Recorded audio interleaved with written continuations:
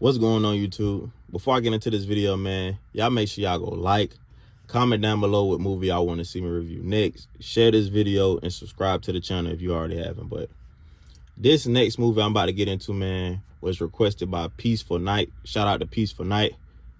Get Out. Now, I had already seen this movie when it first came out, like in the theaters, but I had to rewatch it. Even when I seen the request, I said, yeah, I already seen it, but I gotta go rewatch it. But man, I'm glad I rewatched this movie. Not just because it's a good movie. I caught so many other different things when I was watching this, like I wasn't paying attention to the first time. That's why I'm glad. Like sometimes if you watching a movie in the theaters, it could be different from you watching it at home, because you could be more focused in on it. Like in the theaters, it could be people talking or laughing or crying, anything. But yeah, I watched this in the theater when it first came out, but I'm glad I rewatched it. But it's about this guy named Chris. Now, Chris is a black man who stays in the inner city, and he's dating this white girl named Rose. Now, before I go any further than that, you already know it's 2023. It's a different age we're living in, but you know, like interracial couples, it's always had like a question mark by it. Like people are always either going to accept it or they're not. So Chris is acting the exact same way I would act on here if I had a white girlfriend. Like he kept asking his girlfriend Rose on here, like did you tell him? Like, did you tell? Like, it's like basically who's coming to dinner? Like, did you tell your parents that I'm black, and then like who you're in a relationship with? And she kept saying like it's not a big deal, like they're not racist or whatever. But I would have done the exact same thing that Chris was doing on here.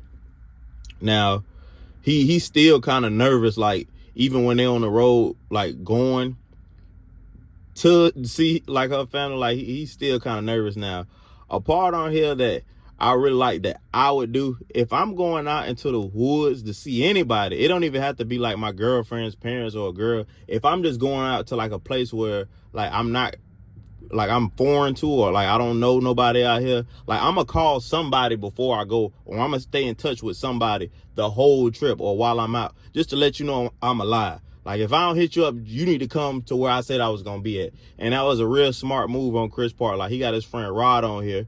Rod is like a security guard or TSA, whatever he is. He's really a good friend on here. Like everybody needs a friend like this dude, and he did steal the show on this movie. But I'll get to that later. But this dude was just funny the whole movie. But Chris talking to him the whole trip there, like he just staying in contact with his friend even when he gets there.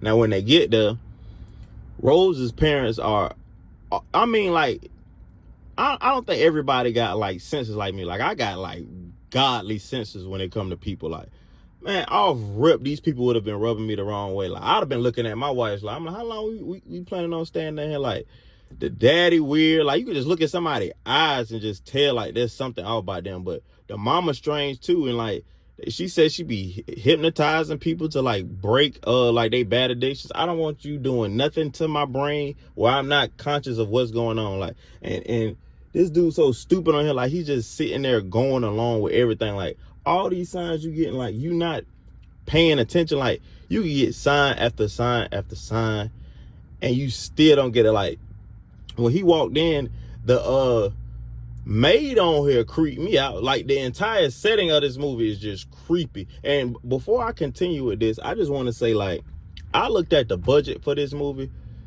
I think it took them like $4.5 million to make this movie, Get Out, and it killed at the box office. Like this movie made over $200 million. That's crazy. If you know anything about budgeting and like how the movie market works, usually people will do a movie for $20 million and it'll make like $100 million. That's like good back end on your movie. But to spend $4.5 million and to make over $200 million, like Jordan Peele directed this. Jordan Peele, like he is a genius for this type of role, because it brought everybody out to see it. But back to the movie.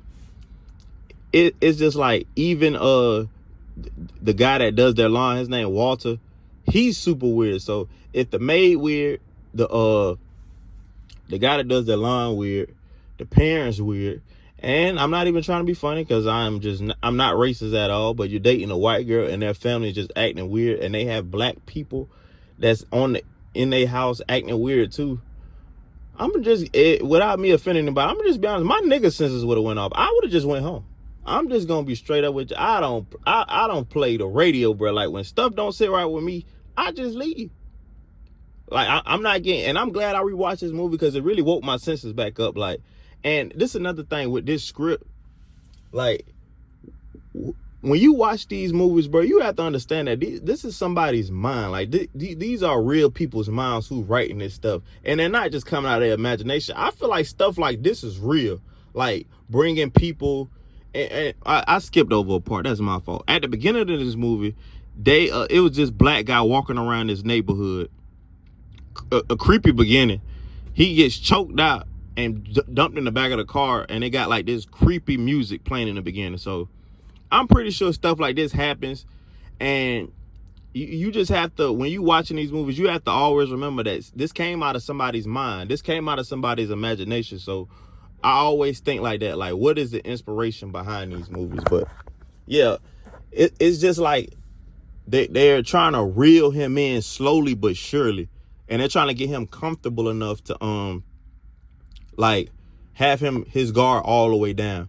Now, when they eating dinner, this when he's starting to get to know Rose's brother. Now, when I was watching this, bro, my right-handed guy, I said, oh, he's sizing this man up. Like, he's asking him all kind of questions, like what kind of sports you play. Have you been in any, I know when somebody sizing me up, like they trying to see what I'm made of. Like, he asked him, did he get in any fights growing up? And I would have told him, if I was Chris, I'd be like, yeah, I fought a lot of people. Even if I didn't, I would just let him think that, because he want to see how tough you is.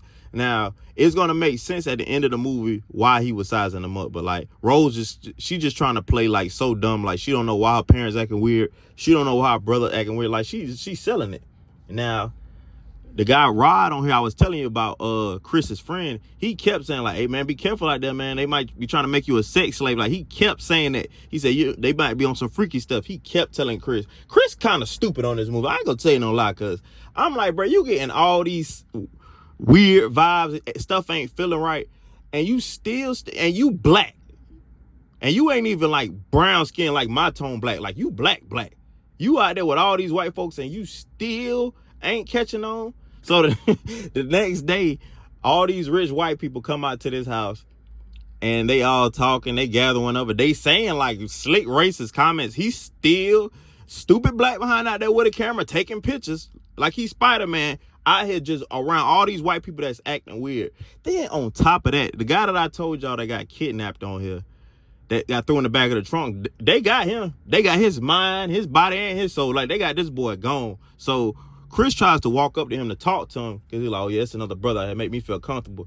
This man talking like Farnsworth Bentley or something. Like, he talking like a straight white boy, and he looking like, man, what is going on? Right then and there, I would have ran. Like, it don't take a lot to get me going. I would have ran. I would have broke up Rose. Y'all would have had to chase me down. Like, he's still staying there. Like, this man. And then he said he looked familiar. Right then and there, some should have told you something was out. If I seen somebody that looked familiar who's in a different location than I am, like, bro, I just didn't understand why no alarms was going off in this man's head. So as the movie goes on, he's sitting here trying to like really figure out like what's going on, and it's like the closer he was to getting like figuring out what was going on, like the deeper and deeper he was getting sunken into their trap, aka the sunken place, because they did like hypnotize him on here. So when Chris like finally puts together like what's going on, he's trying to get up out of there. Like, he like, oh, these folks trying to do something to me. And when he goes inside like Rose's room, he sees like Rose already said like, you the first black guy I've ever dealt with. So he sees like all these pictures of Rose and her exes, all these black guys, and he also sees the maid in there. So now he putting two and two together, like, oh, she on some other stuff. She done reel all these black people in here, and I'm the next victim. So by the time Chris finally figures all this stuff out, it's kind of too late. He kept telling Rose to throw him the keys. She like, you know, I can't do that. So they beat him down, and they take him to like this room to get like his brain transplant. Now, before they do it, they explain it to him what's going on. Like, I guess they ain't trying to leave him out in the blue. Why they doing it and what they doing it for. And it's a guy on here, he told him, he's like, bro, I don't even care that you black.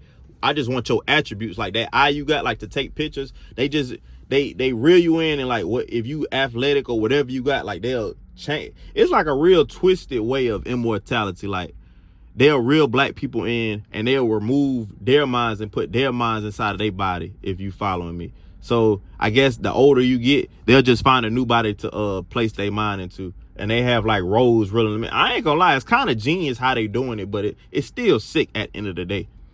And like she had Rose's mother on her, she has a way of like just hypnotizing Chris with this trigger word. Now Chris, he finally had a smart moment on here. Like Chris, while he's in like the hypnotizing chair, before he gets hypnotized to like get his brain moved out, the mother says the word. Now Chris acting like he's asleep, he done pulled some cotton up out of the chair and put it in his ear so the trigger word won't work. So when they go in there to like get him for the transplant, he beats like the brother up. So now Kristen like got out of the little sunken place he was in, and now he back in like his regular form. Now I'm not gonna lie, when I was watching this in the theater, black people was jumping up like Muhammad Ali was on the screen fighting Joe Frazier, somebody. Like black people was in there going crazy, like this was really going on. I'm like, y'all need to calm down, black people, it's still a movie. But nah, like they was really jumping up, hype, and it like, I'm looking like, y'all need to calm down. But he kills the daddy, and when he sees the mother like on his way to the front door, she tries to hypnotize him. That didn't work.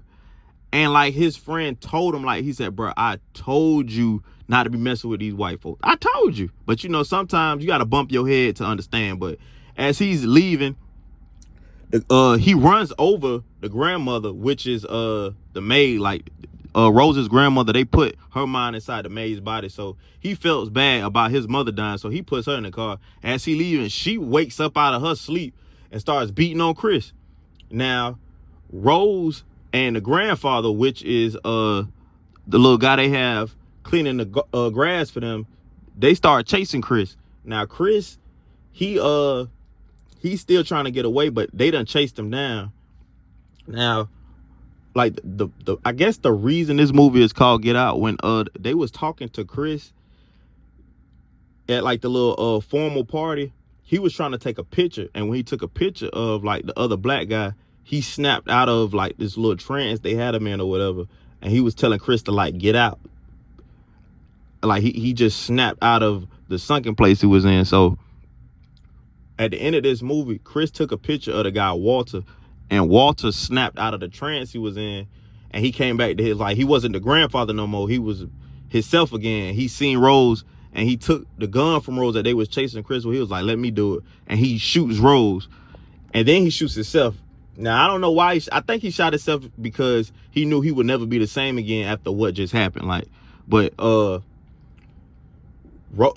Chris is trying to kill Rose, like he choking out, but he really can't kill her because like it's still, I guess he still got a soft spot for her. But forget that, I would have choked that hoe to sleep. Like, you done put me through all this, and I'm in my feelings about you. Nah, I would have killed her. But you know, Chris saw fandom on it, like he was making me mad.